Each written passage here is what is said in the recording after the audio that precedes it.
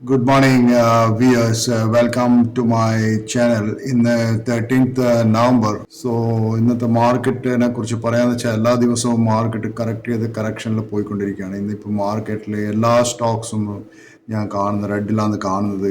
വലിയ ടാങ്ക് ചെയ്ത സ്റ്റോക്സുകളൊക്കെ ഇന്ന് മഹീന്ദ്രയാണ്. മഹീന്ദ്ര ഓൾമോസ്റ്റ് 3% ഓൾ ഇന്ന് ടാങ്ക് ചെയ്തിട്ടുണ്ട്. So another stocks energy and metal ഇന്ന് ടാറ്റ സ്റ്റീൽ ഓൾമോസ്റ്റ് 3% ടാങ്ക് ചെയ്തിട്ടുണ്ട്. LIC പറയുന്നത് വെച്ചാൽ ഓൾമോസ്റ്റ് 3% ടാങ്ക് ചെയ്തിട്ടുണ്ട്.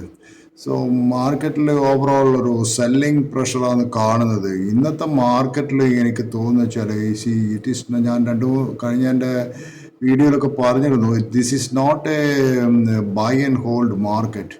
This is a sell on rise market. Sell when the price goes, you sell, buy on dip and sell on the rise. So അതേ നടക്കും ഇന്നത്തെ മാർക്കറ്റിൽ. ഇപ്പോൾ ഇന്നിപ്പോൾ പറയാന്ന് വെച്ചാൽ ഈ കുറേ സ്റ്റോക്സ് കറക്റ്റ് ചെയ്തിട്ടുണ്ട്. അപ്പോൾ നമ്മളിപ്പോൾ HDFC ബാങ്ക് നോക്കുക, HDFC ബാങ്ക് ഇപ്പോൾ ചെയ്യുന്ന പ്രൈസ് ഓൾമോസ്റ്റ് 1708 ഈ പ്രൈസിലൊക്കെ HDFC ബാങ്ക് വാങ്ങി വെച്ചിട്ട് ഇത് കയറുന്ന സമയത്ത് അത് വിൽക്കുക, കുറച്ച് പ്രോഫിറ്റ് എടുക്കുക, മാർക്കറ്റിൽ നിന്ന് എക്സിറ്റ് ചെയ്യുക. പിന്നെ ഈ മാർക്കറ്റ് കുറയുന്ന സമയത്ത് പിന്നെയും you can come and buy. ഇപ്പോൾ for example Adani is almost trading 1300 ആ റേഞ്ചിൽ വരുന്ന സമയത്ത് again you buy and 1400 you sell it and make a profit. ആ ഒരു ട്രേഡിങ് ഇന്നത്തെ മാർക്കറ്റിൽ പ്രാക്ടിക്കലായി നടക്കുന്ന എനിക്ക് തോന്നുന്നത്. പിന്നെ ഞാൻ പറഞ്ഞതെന്ന് വെച്ചാൽ ഇപ്പോൾ റിസൾട്ട് എല്ലാ കമ്പനിയുടെയും നല്ലൊരു എൻകറേജിങ് റിസൾട്ട് ആയിരുന്നില്ല. നിങ്ങളിപ്പോൾ ഏഷ്യൻ പെയിൻറ്റിൻ്റെ റിസൾട്ട് നോക്കിക്കോ. ഏഷ്യൻ പെയിൻറ്റ് വളരെ മോശം റിസൾട്ടാണ് വന്നത്. പക്ഷേ ഞാൻ പറഞ്ഞ ഏഷ്യൻ പെയിൻ്റൊക്കെ നിങ്ങൾക്കൊരു ലോങ് ടേം ഹൊറൈസണിൽ ഇത് വാങ്ങിക്കാൻ പറ്റുന്ന സ്റ്റോക്കുകളാണ്. കാരണം ഇപ്പോഴത്തെ ഏഷ്യൻ പെയിൻറ്റിൻ്റെ പ്രൈസ് എന്ന് വെച്ചാൽ അത് ഒരു പ്രീ കോവിഡ് ലെവലിലുള്ള പ്രൈസിലേക്ക് ഏഷ്യൻ പെയിൻറ്റ് ട്രേഡ് ചെയ്യുന്നു. സോ ഈ ഒരു പ്രൈസിൽ കിട്ടിയിട്ട് അതിൻ്റെ ഏഷ്യൻ പെയിൻറ്റ് ഹോൾഡ് ചെയ്തതിൽ എനിക്ക് തോന്നുന്നത് that is A good stock. ഇപ്പോൾ പെയിൻറ്റിൽ ഇപ്പം ബിർലാസ് വന്നിട്ടുണ്ട്, ബർജർ ഉണ്ട് ഓൾറെഡി, പിന്നെ കൺസൈനർ ഉള്ളാക്കി ഇതുപോലത്തെ പെയിൻ്റൊക്കെ ഉണ്ട്. പക്ഷേ ഏഷ്യൻ പെയിൻറ്റ് എന്ന് വെച്ചാൽ നമ്മുടെയൊക്കെ കുട്ടിക്കാലത്ത് അറിയുന്നൊരു പെയിൻറ്റ് കമ്പനിയാണ് Asian paint. So Asian paint അവരൊരു വളരെ സ്ട്രോങ് ആയിട്ടുള്ള ഒരു കോമ്പറ്റേറ്റീവ് അഡ്വാൻറ്റേജുള്ള ഒരു കമ്പനിയാണ് പെയിൻറ്റ് ഇൻഡസ്ട്രിയിൽ. നിങ്ങളിപ്പോൾ ഇന്ന് ഇന്ത്യയിൽ ഏത് ഒരു ഹാർഡ്വെയർ ഷോപ്പിൽ പോയി കഴിഞ്ഞാലും ഏഷ്യൻ പെയിൻറ്റ് ഇല്ലാത്തൊരു ഷോപ്പ് കാണില്ല. എനി വില്ലേജിൽ ഒരു ഹാർഡ്വെയർ ഷോപ്പിൽ പോയാലും ഏഷ്യൻ പെയിൻറ്റ് ഇല്ലാത്തൊരു സ്റ്റോക്ക് ഒരു റീറ്റെയിലർ നിങ്ങൾക്ക് കാണാൻ പറ്റില്ല. അതുപോലത്തെ ഒരു കമ്പനിയാണ് ഏഷ്യൻ പെയിൻറ്റ് എന്ന് പറയുന്നത്. സോ അതുകൊണ്ട് ഇതൊക്കെ ഇങ്ങനെയുള്ളൊരു ഓപ്പർച്യൂണിറ്റി നമുക്ക് കിട്ടുന്ന നല്ല പ്രൈസാണ് നമ്മൾ മനസ്സിലാക്കിയിട്ട് ഈ കമ്പനി വാങ്ങിക്കാൻ വേണ്ടത്. അതായത് നമ്മൾ പറയുന്നത് ചില കൂട്ടർ പറയുന്നത് ഞാനിനി പ്രീ കോവിഡ് ലെവൽ വന്ന സ്റ്റോക്ക് വാങ്ങിക്കുന്നുള്ള കുറേ ആൾക്കാർ പറയുന്നത്. എന്നാൽ നിങ്ങളെന്താ ഇപ്പോൾ വാങ്ങിക്കാത്ത Asian paint? So that's my question. Anyway, പിന്നെ ഈ റിലയൻസിനെ കുറിച്ച് പറയാം. റിലയൻസ് ഞാൻ ഇന്നലെ പറഞ്ഞിരുന്നു. റിലയൻസിൻ്റെ ഒരു ഇഷ്യൂ എന്ന് വെച്ചാൽ അവരെ റിഫൈനിങ് മാർജിൻ വളരെ കുറവാണ് ഇപ്പോൾ കാണിക്കുന്നത്. റിലയൻസിൻ്റെ റിഫൈനിങ് മാർജിൻ കുറഞ്ഞുകൊണ്ടുള്ള ഒരു പ്രഷർ അതിൻ്റെ മുകളിൽ വല്ലാണ്ട് വന്നിട്ടുണ്ട്. പിന്നെ വേറൊരു പ്രശ്നം വെച്ചാൽ ജിയോൻ്റെ പ്രശ്നമാണ്. ജിയോയും പിന്നെ എലൻ മസ്കിൻ്റെ സ്റ്റാർലിങ്ക് അതിന് കുറേ കൊല്ലങ്ങളായി അവരൊരു സെക്യൂരിറ്റി ക്ലിയറൻസിന് വേണ്ടിയിട്ട് ഇന്ത്യ ഗവൺമെൻറ്റിന് എടുക്കുന്ന ട്രൈ ചെയ്യുന്നു. പക്ഷെ അവർക്ക് അതുവരെ സെക്യൂരിറ്റി ക്ലിയറൻസ് ഗവൺമെൻറ് കൊടുത്തിരുന്നില്ല. അതിൻ്റെ ഒരു പ്രശ്നം എന്ന് വെച്ചാൽ അവർ എങ്ങനെയാണ് ഈ ഡാറ്റ ഹാൻഡിൽ ചെയ്യുന്നത്. നമ്മുടെ ഇന്ത്യൻ്റെ ഡാറ്റ ഇന്ത്യയിൽ കീപ്പ് ചെയ്യുമോ അല്ലെങ്കിൽ അതിൻ്റെ ഡാറ്റേൻ്റെ സെക്യൂരിറ്റി എന്താണെന്നുള്ളൊരു കൺസേണിലായിരുന്നു. അത് ക്ലിയറൻസിന് വേണ്ടിയിട്ട് കുറേ വെയിറ്റ് ചെയ്തു. സോ ദീസ് ഗവൺമെൻറ് ന്യൂഡൽഹി എന്താ പറയുന്നത് വെച്ചാൽ ദേ wouldn't auction spectrum for satellite broadband, but it rather award it administratively എന്നാ പറയുന്നത്. That was what just Musk is wanted.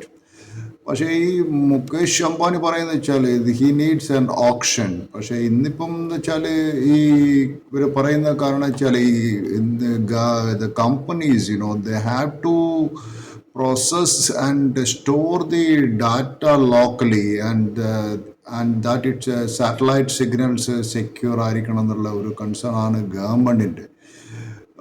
ഇപ്പോഴത്തെ മാർക്കറ്റ് നോക്കുകയെന്ന് വെച്ചാൽ റിലയൻസ് ജിയോന് 14 മില്യൺ വൈഡ് സബ്സ്ക്രൈബേഴ്സ് ഉണ്ടെന്ന് പറയുന്നത്. 479 മില്യൺ ടെലികോം യൂസേഴ്സ് ജിയോനുണ്ട് എന്നാണ് പറയുന്നത്. പക്ഷേ ജിയോൻ്റെ കൺസേൺ എന്ന് വെച്ചാൽ നമ്മളിപ്പം ഈ എയർവേ ഓപ്ഷൻസിന് വേണ്ടിയിട്ട് $19 ബില്യൺ ജിയോ സ്പെൻഡ് ചെയ്യാനും. പിന്നെ അയാൾക്കുള്ള ഭയം എന്താണെന്ന് വെച്ചാൽ ഈ risk of losing broadband customers and potentially data and voice clients to Musk as technology advances എന്നാണ് ഇവരൊക്കെയുള്ളൊരു കൺസേൺ. റിലയൻസിന് already they have a security clearance to launch the satellite broadband service. അപ്പോൾ ഇപ്പോൾ ഈ സ്റ്റാർലിങ്ക് വരുന്ന സമയത്ത് ജിയോയും ഒരു സാറ്റലൈറ്റ് ബ്രോഡ്ബാൻഡ് സർവീസ് ഉണ്ടാവുമെന്ന് എനിക്ക് ഞാൻ പ്രതീക്ഷിക്കുന്നത്.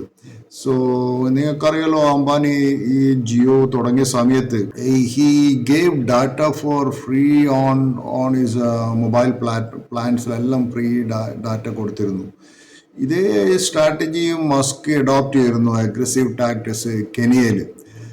സോ അത് രണ്ടുപേരും ഈ കെനിയയിൽ ഇയാൾ യൂസ് ചെയ്ത് അതേ സ്ട്രാറ്റജി തന്നെയാണ് ഈ റിലയൻസ് ഇന്ത്യയിൽ യൂസ് ചെയ്ത്. പിന്നെ പറയാനുള്ള എനിക്ക് വേറൊരു കാര്യം ചെയ്ത്, നമ്മളെ ഹുണ്ടായി മോട്ടോഴ്സിൻ്റെ ഷെയർസ് നിങ്ങൾ വാച്ച് ചെയ്തിട്ടുണ്ടാവും. ഒരു ഹുണ്ടായിൻ്റെ IPO തന്നെ വന്ന ഏകദേശം 3.3 ബില്യൺ IPO ആയിരുന്നു ഹുണ്ടായിൻ്റെ. സോ ഹുണ്ടായി എന്ന് വെച്ചാൽ ഇന്ത്യയിലെ നമ്പർ 2 കാർ മേക്കറാണ്. മാരുതി കഴിഞ്ഞാൽ ഏറ്റവും കൂടുതൽ ആൾക്കാർ വാങ്ങിക്കുന്ന ഹുണ്ടായിൻ്റെ ക്രീറ്റ എന്ന് പറഞ്ഞ SUV നമുക്കെല്ലാവർക്കും വളരെ ഫെമിലിയർ ആയിരിക്കും. പക്ഷേ ഹുണ്ടായി റിപ്പോർട്ട് ചെയ്തിരിക്കുന്ന ഏകദേശം 16.5% ഡിക്ലൈൻ ഇൻ ക്വാർട്ടർലി പ്രോഫിറ്റ്.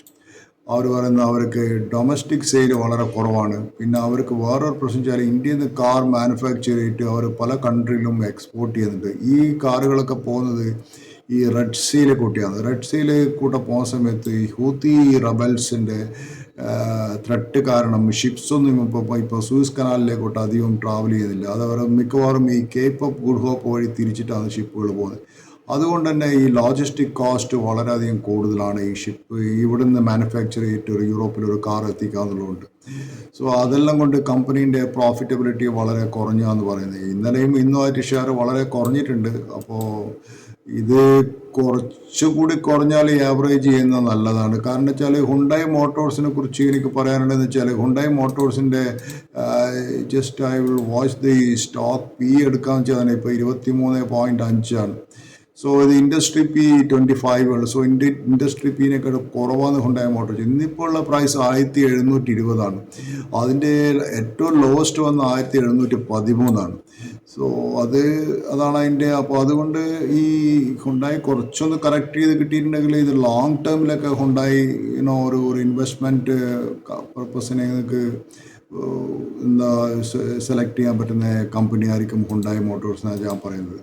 കാരണം ഹുണ്ടായിൻ്റെ ഈ സ്റ്റാൻഡ് അലോൺ പ്രോഫിറ്റ് മാത്രം അവർക്ക് 13.8 ബില്യൺ റുപ്പീസേ ഉള്ളൂ അവർ കൊണ്ടുവന്നത്.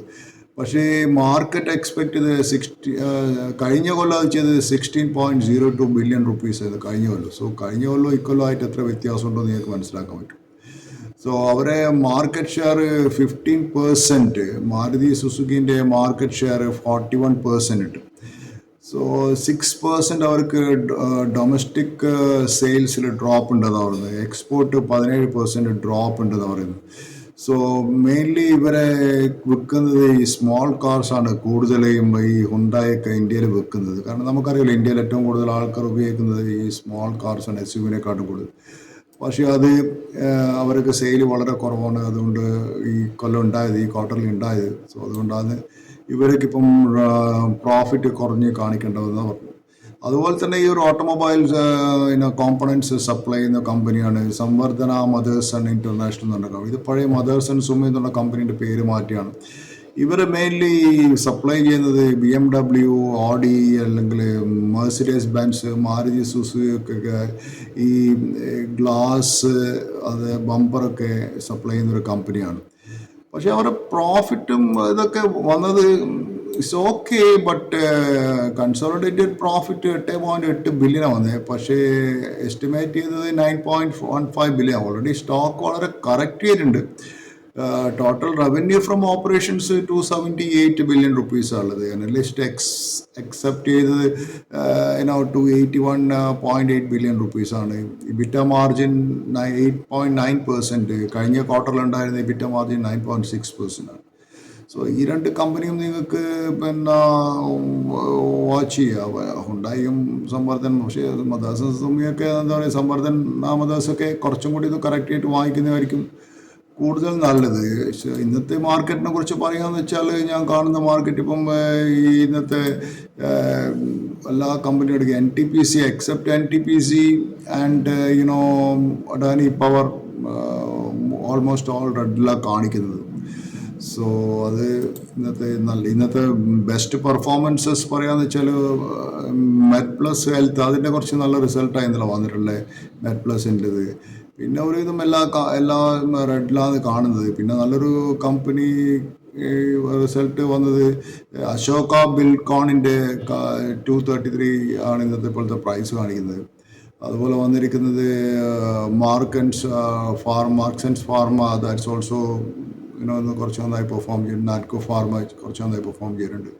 സോ ഓവറോൾ മാർക്കറ്റിലെല്ലാം ഒരു സെല്ലിംഗ് പ്രശ്നമാണ് ഞാൻ കാണുന്നത്. ഇറ്റ് ഡസൻറ്റ് KNR കൺസ്ട്രക്ഷൻ കുറച്ചും നന്നായി കറക്റ്റ് ചെയ്തൊരു കമ്പനി ഉണ്ട്, കുറച്ചൊരു റിക്കവർ ചെയ്തിട്ടുണ്ട് KNR കൺസ്ട്രക്ഷൻ. സോ ഇതൊക്കെയാണ് ഇന്നത്തെ മാർക്കറ്റിനെ കുറിച്ച് എനിക്ക് പറയാനുള്ളത്. പിന്നെ വേറൊരു കാര്യം എനിക്ക് പറയാനുള്ളത് വെച്ചാൽ ഈ മാർക്കറ്റ് കറക്റ്റ് ചെയ്യുന്ന സമയത്ത് നമ്മളത് ഒരു നല്ലൊരു ഓപ്പർച്യൂണിറ്റി ആയിട്ട് എടുക്കണം. അത് and you have to invest for a long term. എനിക്ക് എൻ്റെ ഒരു personal opinion. Anyway, thank you for viewing my channel. Have a nice day. Kindly do subscribe my channel.